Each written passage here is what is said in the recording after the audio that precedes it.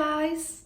Welcome to next episode of Immigration Journal, and in this episode I'm gonna be talking a little bit about the process of, from the moment I decided I want to get the visa to Australia and to the moment I actually got that visa.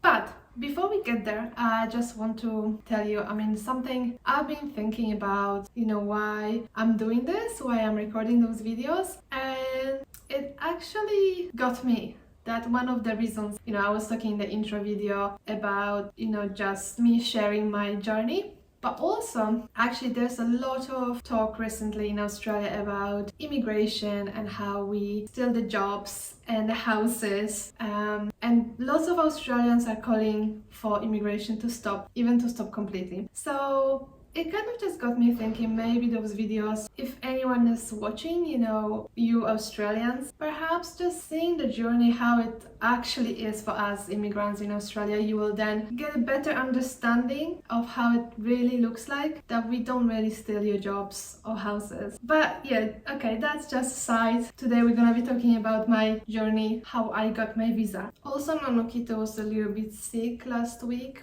We had to rush him to a vet for emergency, so he's a little bit on and off. It's getting better, but yeah, he lost 1 kilogram. But anyhow, okay, so how I got my visa, how the process looked like.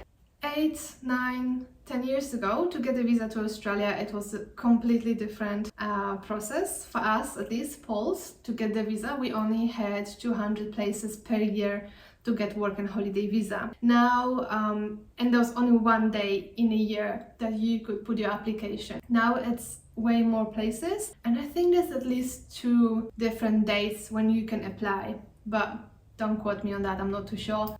As mentioned in my previous video, that decision to actually move to Australia, it was mostly for curiosity and a little bit, I was a bit tired of the situation I was in. So as you maybe remember, I was in the relationship for almost 10 years, and that process to get a visa to Australia, it wasn't like, okay, telling my boyfriend at the time, hey, okay, I'm going tomorrow. So it actually took me a year to prepare to get and to apply for a visa. And before I even apply, I actually talked to him and say, hey, that's a thing that I want to do. I went on this meeting, completely random as well, something that I just saw the poster at my university saying, hey, there's this Australia visa meeting, blah, blah, blah. On a fun note, Australia was never really on my list of countries that I want to even visit. It was like, oh, it's exotic, but in my head it was like a big desert with flies and and I was like, no, it doesn't ring my bell. New Zealand, on the other hand, that was my biggest dream. I always wanted to go and move to New Zealand, but I kind of realized, okay, Australia is very close to New Zealand and I could just, hop to New Zealand while I'm in Australia. So I went on that meeting. It looked difficult, the process to get the visa, but I was at that stage, okay, let's try. Hopefully I will get it. If not, we will see. So I talked to my boyfriend and I told him, hey, if in a year from now we are in the same position, saying living with our parents and not progressing in our relationship, then I'm applying for that visa, and if I will get that, I will move to Australia at least for that 1 year, because that was a 1 year work and holiday visa. But anyhow, I start preparation and my biggest focus was on English, because that's one of the requirements. You need to pass IELTS exam. At the moment is as well PTE and a few other exams that you can pass, but for me at that time it was IELTS, and I was studying a lot. I would say I would put 3 to 4 hours a day. Also private classes after work. I was working full-time at that time, but I was going for private lessons. I paid a lot of money for that, and then every 3 minutes I would either watch movies in English with subtitles, try to read something in English.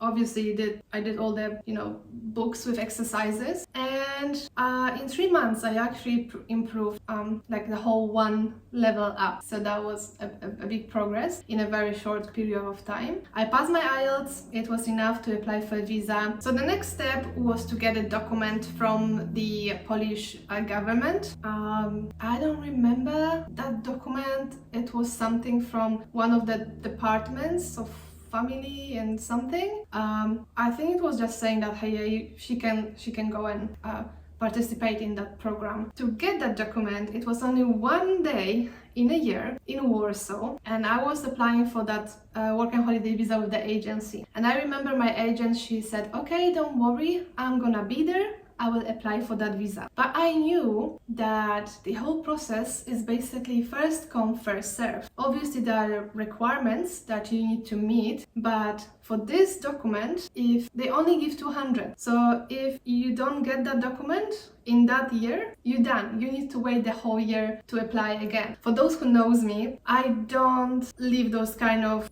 situations to somebody else to fix it for me. So of course the agent, I knew she's going to Warsaw, she's gonna get that document, but I said, hey, how about we go together and I will join you in a queue. Before I actually get to Warsaw, that's just a side note story. I was working in the travel agency and my manager, not naming names, but we were not on very good terms, and she knew that I'm applying for a visa to get to Australia. But I asked her, and she scheduled me to work on that one day that I had to go to Warsaw. So first, I went to her, I asked her nicely, explain that I need that day because I need to be in Warsaw. She refused. I started begging, asking, saying that that's the only day, that then I can work all the weekends, nights, everything. She still refused. And I don't know, I guess maybe some people would get to the corner of the room and cry, but for me that was like, okay, you want to play that game? No worries. And the next day I just brought my resignation. And seeing her face, gold. Guys, highly recommend.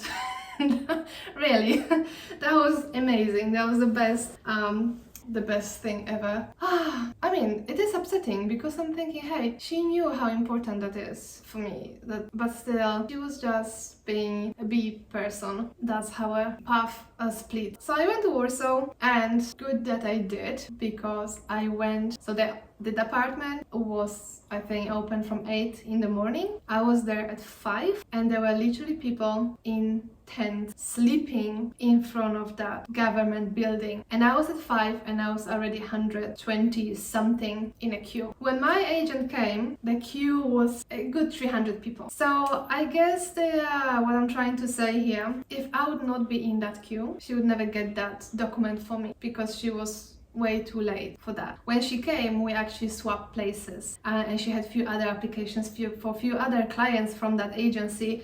So guys, if you apply in 2017, you can say thank you to me, because I was the one standing in the queue and keeping your spot. I think the lesson learned from that experience is to never leave anything to anyone when it comes to life-changing decisions and process it. And I can see that a lot with people that are in the process of applying for different visas, that they leave that process completely, entirely to the agent or lawyer, and then they are surprised that they need to wait 1, 2, 3 years and nothing happens. And that's exactly why, because if you don't follow up, if you don't check, if you 100% trust the person, that's your mistake. Just don't. And I'm just telling because I'm currently studying to be a migration agent, so I know kind of how it looks like. Basically, as soon as the money is paid, you are just one of many other people, and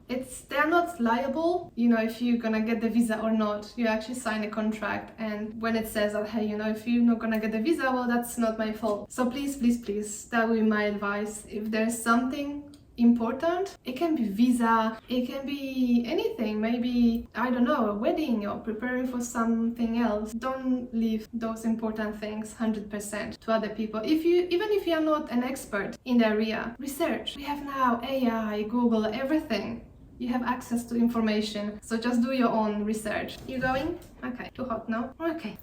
So that was applying for the visa. I've got the document. Then she took that document to Berlin, apply for my visa.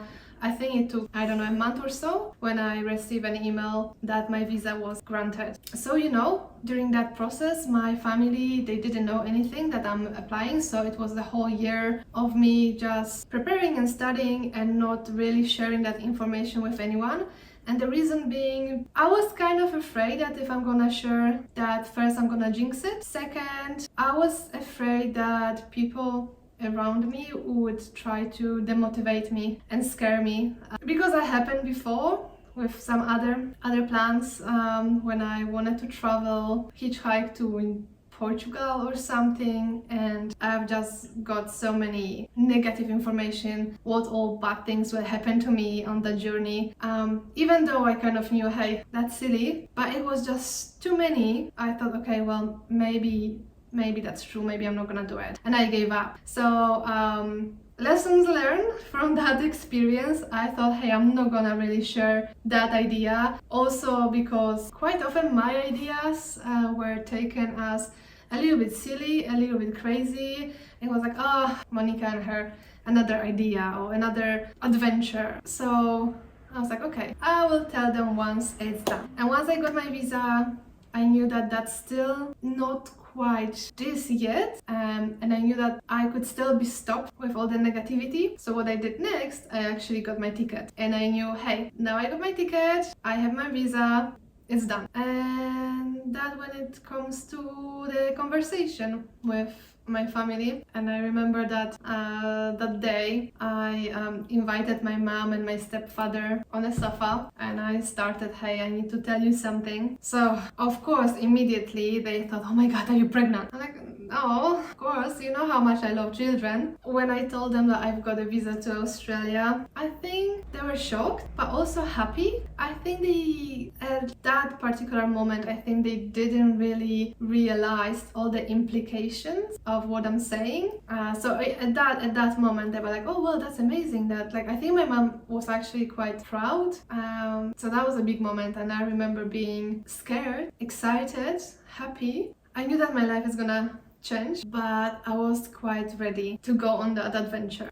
And that's it. That was the whole process. It seems quick and easy, but it was actually the whole year of preparation, from, you know, studying English really hard, and then getting all the documents, and then going to Warsaw, and then taking all those documents from Warsaw to Berlin to apply. I don't want to go into all the technical details and the eligibility criteria, because that may be for the next video, some in the future. I think if you have any questions about how to apply for Australian visa, for work and holiday visa, I can send you to that website. It's really good. All the information is there. Do your own research. Everything is here. If you know English, that's gonna be super easy. If you don't know English, probably applying for Australian visa, it's not the best idea. But if you know English, that page is gonna tell you everything. But if you have any questions about visa or the process, let me know in the comment below. And next week we're gonna talk about the journey from Poland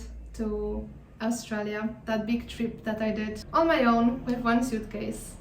And that was exciting because we had an emergency landing, but all that next week. Thank you so much for again listening to my mumbling babbling in the morning, and see you next week.